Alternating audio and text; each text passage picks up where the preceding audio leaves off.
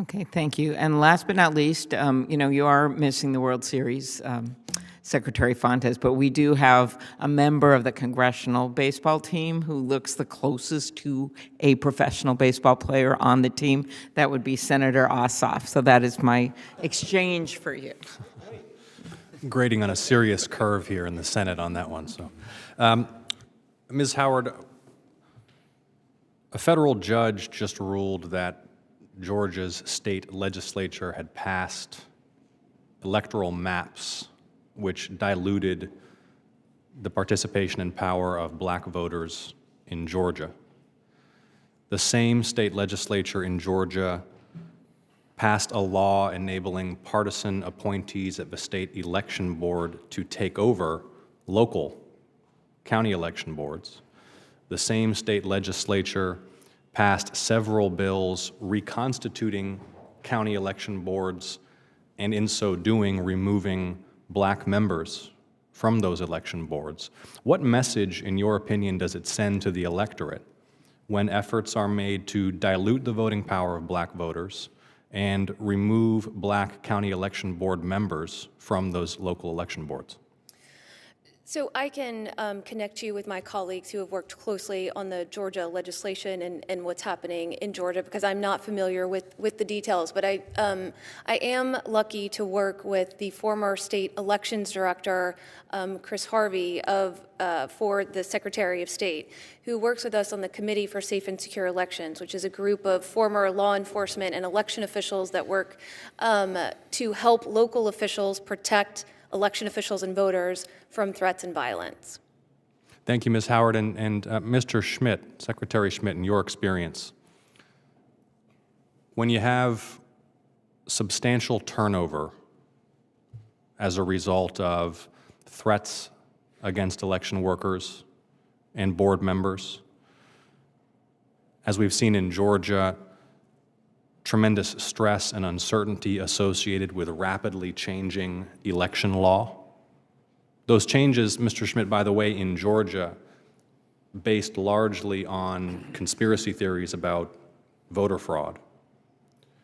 When you have that kind of turnover among election workers, and when you have the partisan political reconstitution of county election boards, what's the practical impact on the administration of elections? It is a very dangerous dynamic, Senator, because when you have those experienced people leave and they're replaced with others with less experience, those new people are more likely to make a mistake. That mistake, as I mentioned, is perceived in a way that is intentional and malicious and partisan and trying to sort of help or not help some other candidate, which only feeds the sort of accusations to undermine confidence in elections.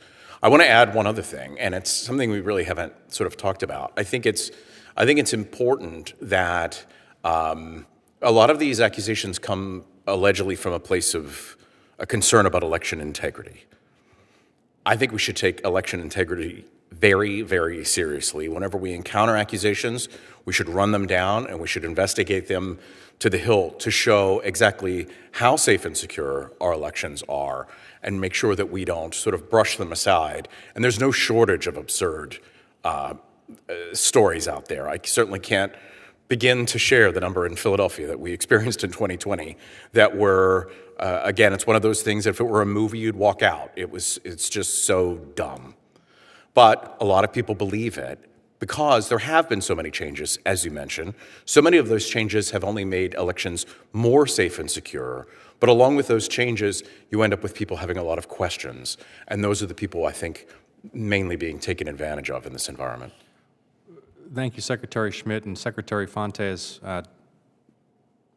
Those conspiracy theories about massive voter fraud in Georgia have also been the basis for these mass challenges to the eligibility of voters by private, apparently partisan groups. Let me just share with you, for example, in Gwinnett County alone in Georgia, in the lead up to the 2022 general election, one county elections official reported that 5 to 10 election employees had to work daily for several weeks to process these overwhelmingly frivolous challenges to the legitimacy of voter registration.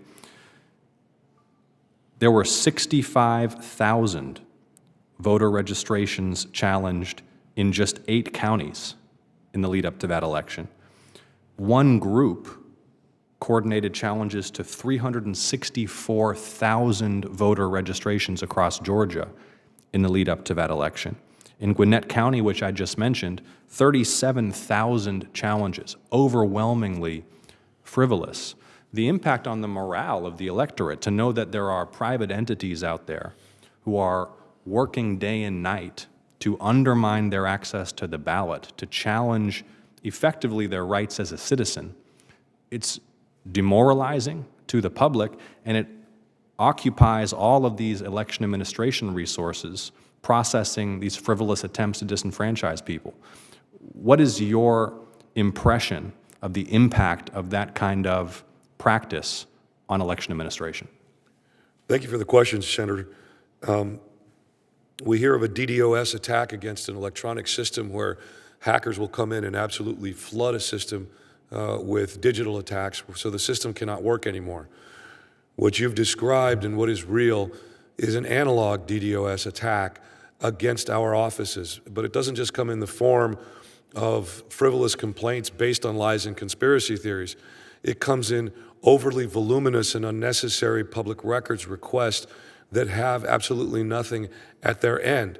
Now, I'm a big fan of transparency.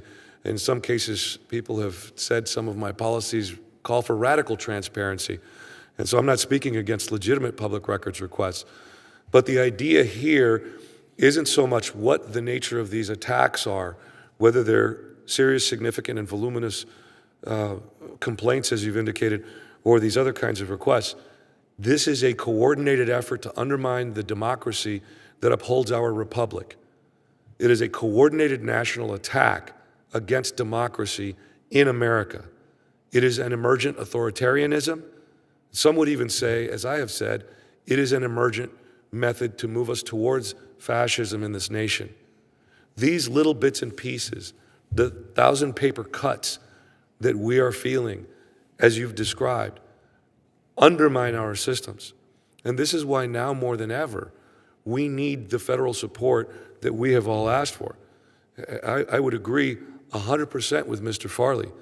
We need sustained and consistent and robust federal assistance in the building up of our IT security systems across the United States of America.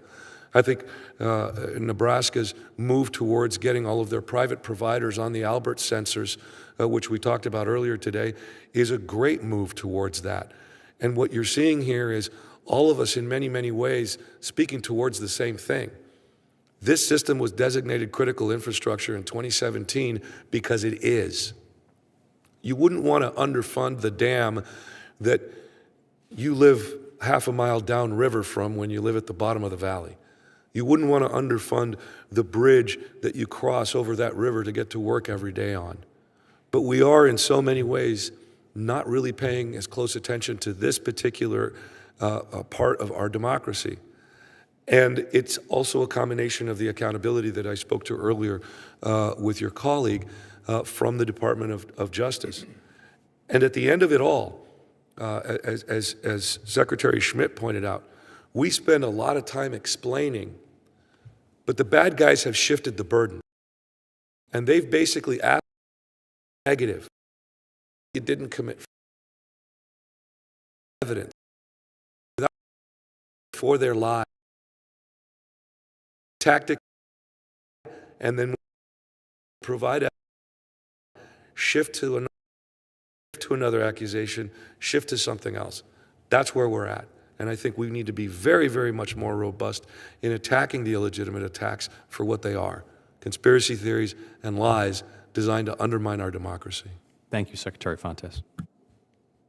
Thank you, Senator Ossoff, and thank you for hosting us for the Rules Committee field hearing that we had in Georgia on some of these very issues a few years ago. The first time we brought the Rules Committee on the road, I guess, for decades. So he was a good host.